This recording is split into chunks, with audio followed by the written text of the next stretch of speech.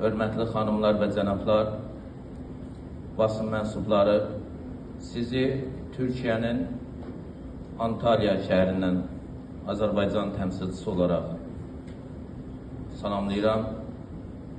Təqdim edən Ömərcan Şəntürk mövzunun adını elan elədi. Beynəlxalq terrorizm, transmilli cinayətkarlıq, narko dillerlər, onlarla mübarizənin təşkili, cinayətkar sindikatlara qarşı mübarizə.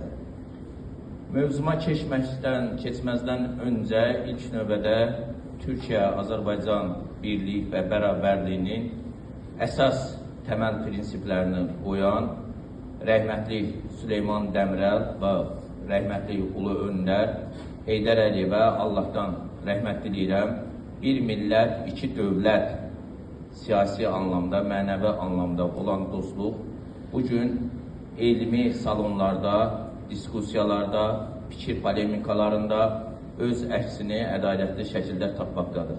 Eyni zamanda hal-hazırda Türkiyənin Cumhurbaşqanı olan Sayın Rəcəb Tayyip Erdoğan və Azərbaycan dövlətinin hal-hazırki Cumhurbaşqanı Ali Başkomandan, Müzəffər Ali Başkomandan cənab İlham Əliyevlə Rəcəb Tayyip Erdoğan arasında olan sağlam, səmimi münasibət biz iki dövlət, bir millət dostluğunun bariz nümunəsidir.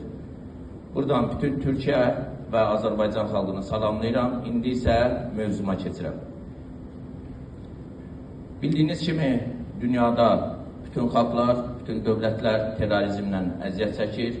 Təbii ki, beynəlxalq terrorizm, beynəlxalq cinayətlər kateqoriyasına aiddir və beynəlxalq terrorizmlə mübarizəni də beynəlxalq hüquq tənzimləyir. Çox təəssüf ki, bugün beynəlxalq hüquq ölüb, yəni beynəlxalq hüququn gücü yoxdur, gücün hüququ fəaliyyət göstərir.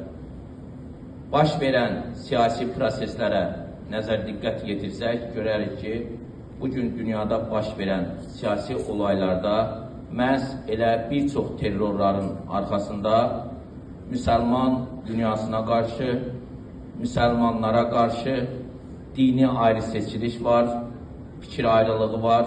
Son dövrlər İsrailin Fələstinə yürütdüyü terror hadisələridir. Bunun arxasında Fələstin dövlətinin kəşfiyyat orqanları Masad qursa belə mən bir mənalı bildirmək istəyirəm ki, bu terrorun arxasında Fələstinə qarşı olan terrorun dalında birbaşa İsrail dövləti və bəzən isə bunun dəstəkçisi olan ABD, Amerika Birləşmiş Ştatları özü dayanır.